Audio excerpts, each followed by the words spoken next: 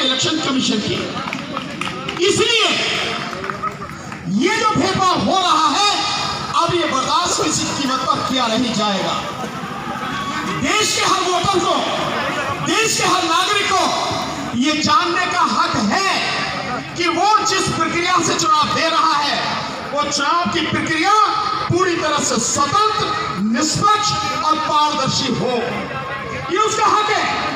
लेकिन आपकी आंखों के सामने आप सब लोग देख रहे हैं ईवीएम के माध्यम से किस तरह से हमारी वोटों को लूटा जा रहा है। दो उदाहरण से आप समझेंगे। पहले मैं उत्तर प्रदेश का बताता हूँ। आपको हम सबने देखा, मैं पूरे चुनाव प्रचार में शामिल था माननीय अखिलेश यादव जी के साथ, और मैंने पूरे उत्तर प्रदेश में देखा कि लोगों को बिना बुलाए जहां भी उन्हें लगता था, जहां भी पता लगता था यह मीटिंग है, लोगों का हुजूम इकट्ठा होता था।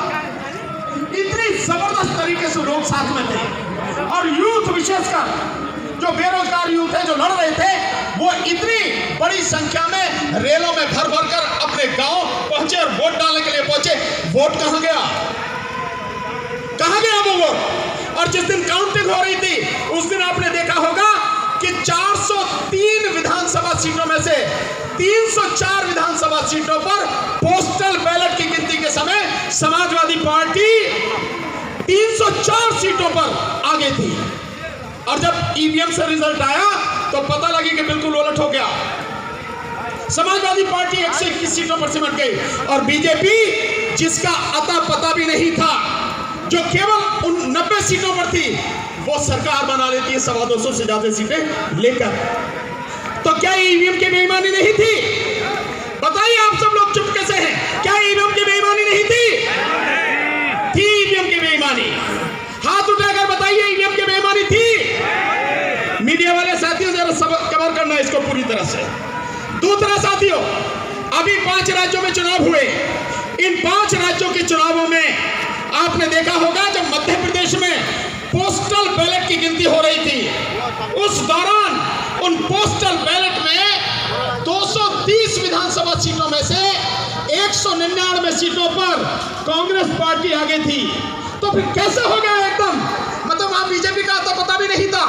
230 में से 199, यानी 4/5 से भी ज्यादा सीटों से आगे थी। औसत इतना था। और उसके बाद में आपने देखा कि जिस समय फाइनल रिजल्ट आता है ईवीएम के बाद, समाजवादी कांग्रेस पार्टी मात्र 63 पर और बीजेपी 166 सीटें लेकर जीत जाती है। इससे ज्यादा किसी सबूत की जरूरत है? नहीं। लेकिन मैं इससे आगे बताता हूं, इससे आगे क्या क्या हो रहा है और कैसे इस तरह की गारंटी दी जा रही है 300 पार 400 पार। क्योंकि आज की तारीख में जो मशीनें हैं इलेक्शन कमीशन ऑफ इंडिया नहीं बना रहा, ये ईवीएम और वीवीपैट की जो मशीनें हैं इनको बीजेपी बना रही है। हमारे साथी एडवोकेट उन्होंने, मंत्री जी ने बताया, राजेंद्र पाल गौतम जी ने, कि किस तरह से BEL भारत इलेक्ट्रॉनिक्स लिमिटेड में 7 में से 4 डायरेक्टर बीजेपी के हैं। और कौन कौन है उनका नाम भी आपको बताता हूं। जो 4 डायरेक्टर हैं वो 4 डायरेक्टर हैं। एक है PA Parthasarathy, doctor PA Parthasarathy. ये ओबीसी का, जो बीजेपी का ओबीसी मोर्चा है, उस ओबीसी मोर्चे के नेशनल सेक्रेटरी हैं, राष्ट्रीय सचिव। दूसरे उसमें साथ में है, वो है मनसुख भाई कचारिया, जो गुजरात से हैं और गुजरात के राजकोट के बीजेपी के डिस्ट्रिक्ट प्रेसिडेंट हैं, वो इसके डायरेक्टर हैं। और तीसरे हैं शिवनाथ यादव, जो बनारस से हैं और बीजेपी के उत्तर प्रदेश के वाइस प्रेसिडेंट हैं। और चौथे हैं श्रीमती श्यामा सिंह, जो बिहार की बीजेपी की प्रदेश की वाइस प्रेसिडेंट रही है।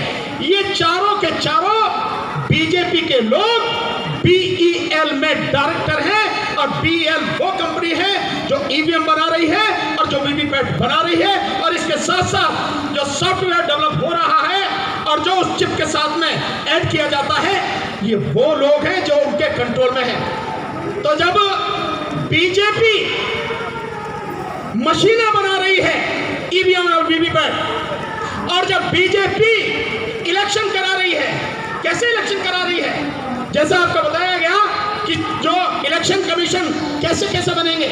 इलेक्शन कमिश्नर को नियुक्त करने में अगर सरकार ही उसको नियुक्त कर रही है और इलेक्शन कमीशन पूरी तरह से उनके सामने सरेंडर हो चुका है, तो इलेक्शन कमीशन ऑफ इंडिया ना होके इलेक्शन कमीशन ऑफ मोदी बन चुका है। सो इलेक्शन कमीशन जब मोदी बन चुका है, वीवीपैट मशीन, ईवीएम मशीन बनाने वाली बीजेपी, इलेक्शन कराने वाली बीजेपी, तो जीत के कौन आएगा?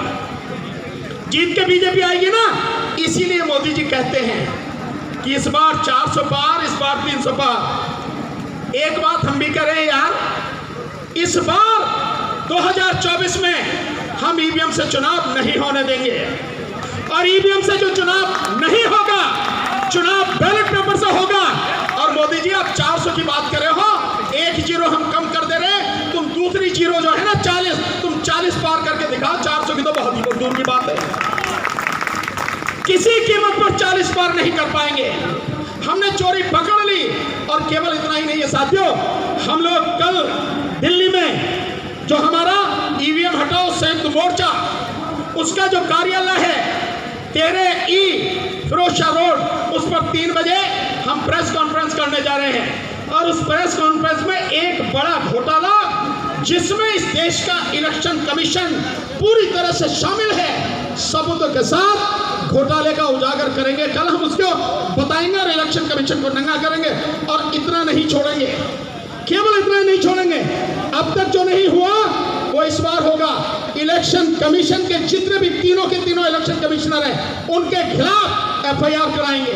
और साथ में इस प्रदेश में नहीं, इस देश में जितने भी कलेक्टर हैं जो उस घोटाले में शामिल हैं, जो उस बेईमानी में शामिल हैं, उन सब के खिलाफ भी FIR बाकायदा कराई जाएगी। हम भी देखेंगे कि कहां तक बच के भागेंगे इस बार।